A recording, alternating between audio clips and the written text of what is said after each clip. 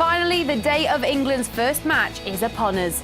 Champion Spain got off to a shaky start against Italy. Ireland face an uphill struggle after defeat in their opening match. Joey Barton is easily good enough to play for England, and more from Kevin the Psychic Chicken. I'm Sian and you're watching The Goal Line. Spain came from behind to earn a point against Italy despite not starting with any strikers. Antonio Di Natale put the Azzurri ahead after an hour before Cesc Fabregas equalised just 4 minutes later. And Ireland enjoyed a torrid start to their campaign, going down 3-1 to Croatia at the Municipal Stadium in Poznan. Group D's opening matches get underway tonight with Sweden taking on host Ukraine. Professor Chris Vokes is in Kiev to give us the latest.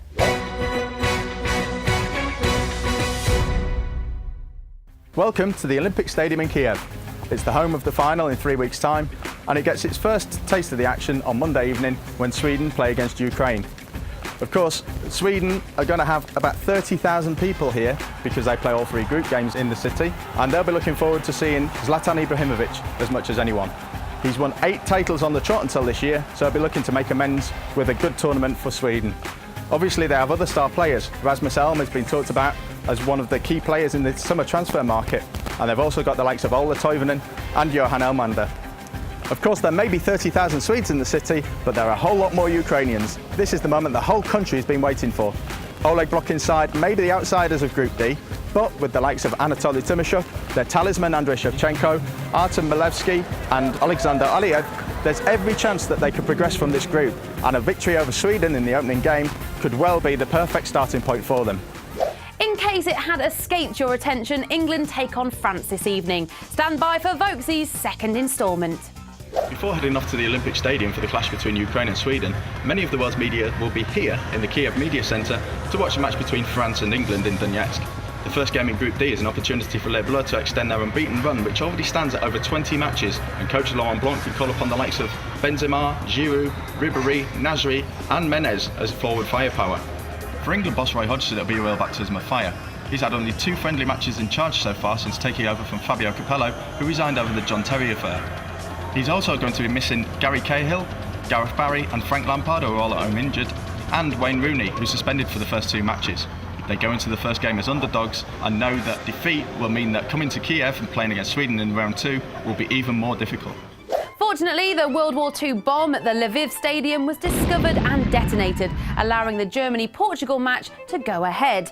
However, during the game, UEFA threatened to abandon the match due to paper missiles being thrown by German fans. UEFA have confirmed Germany has been charged with missile throwing, and Portugal have also been charged for delaying the second half kickoff, a charge that cost Man City €30,000 last season. It's that time again where we get predictions from a chicken.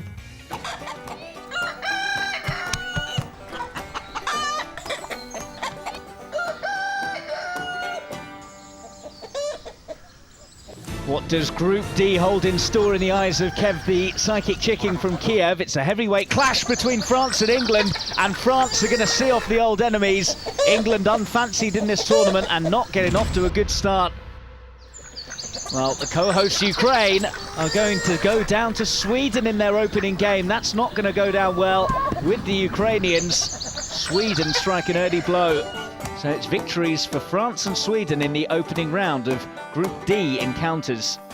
Kev's start to the Euros has been worse than Ireland's. Let's hope he's just warming up.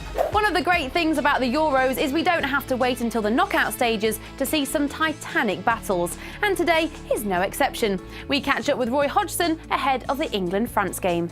We are facing a team, as you rightly say, that are in excellent form, and 21 matches unbeaten at any level of football, let alone international football, is a fine achievement. But to some extent, having good form or bad form isn't necessarily the factor which is going to be decisive. It's how your team is able to play on the night, how well people can adjust to the circumstances, and the circumstances here in Donetsk will be slightly different. And most importantly of all, of course, it's what you can do as a football team. And I get the feeling that we have full respect for the French team, as we should have, but I also get the feeling that the players are more than confident in their own ability. So let's see what we can do. Of all the England players that Roy overlooked for selection this summer, Joey Barton is not one that springs to mind for most people, apart from Joey himself, that is. Earlier he tweeted, "On ability I walk into the squad, on behaviour I don't. #fact." Very modest, Joey. Thank God it's Roy picking the team and not you. Brace yourselves, it's poll of the day. Hi, we're from Warsaw. This is the poll of the day. Ahead of England's tournament opener, we polled our readers to see who Roy should start up front against the French. Danny Welbeck is your clear favourite to lead the line with over 60% of the votes. Andy Carroll has a respectable 32.2% in second, whilst Jermaine Defoe is way out of it. Well, that's another show done and dusted. Layla will be back tomorrow and I'll be back later in the week. Bye for now.